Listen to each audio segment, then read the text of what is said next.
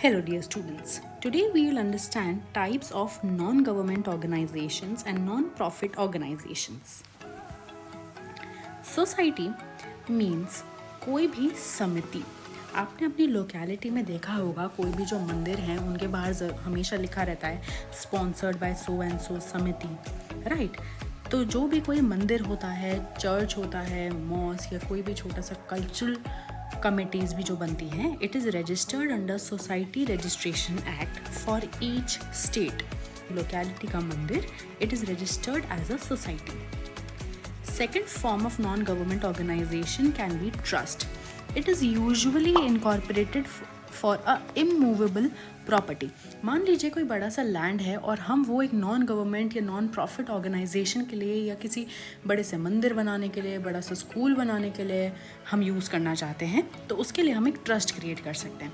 Trust में हमेशा 3 लोग होते हैं. एक ट्रस्ट डीड होती है जो ट्रस्ट क्रिएट किया जाता है मूवेबल प्रॉपर्टी पे, उसके लिए ट्रस्टीज होते हैं, और third is beneficiaries.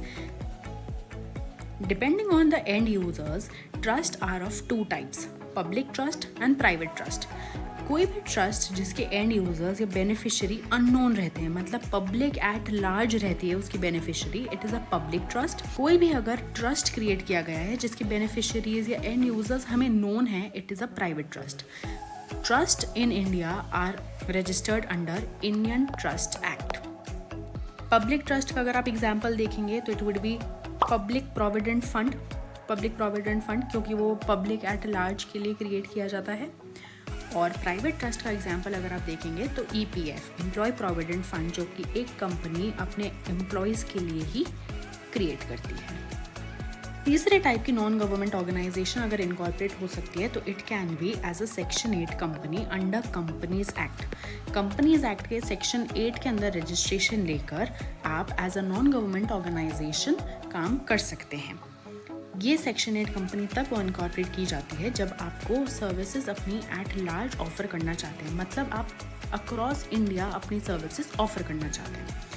In short अगर हम समझेंगे तो आपकी लोकेलिटी में अगर कोई मंदिर है, कोई चर्च है, कोई भी कल्चरल ऑर्गेनाइजेशन है, कोई कमेटी है, कोई कम्युनिटी है, पार्क है, तो it can be registered under society.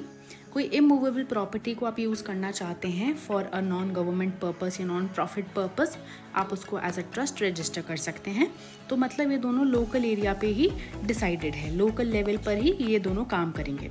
अगर आप अपने नॉन प्रॉफिट ऑर्गेनाइजेशन का काम अक्रॉस इंडिया करना चाहते हैं तो आप सेक्शन 8 कंपनी के तहत रजिस्ट्रेशन ले सकते हैं या इनकॉर्पोरेशन करवा सकते हैं.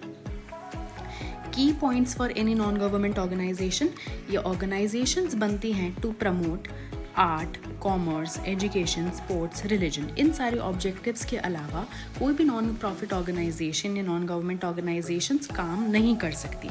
No other objective other than the above mention can be included in its MOA. या अपने ऑब्जेक्टिव्स में वो इन ऑब्जेक्टिव्स के अलावा कोई और नया ऑब्जेक्टिव नहीं ले सकती. प्रॉफिट जो कमाया जाता है इन ऑर्गेनाइजेशन से, वो लोग ये प्रॉफिट को, इस पैसे को सिर्फ इन ऑब्जेक्टिव्स को फुलफिल करने में ही यूज़ करते हैं. और प्रॉफिट में से कोई भी amount can not be distributed to its members या शेयर होल्डर्स. मतलब डिविडेंड नहीं डिस्ट्रीब्यूट कर सकते अपने शेयर होल्डर्स को, पैसा नहीं बांट सकते अपने मेंबर्स को. It is restricted.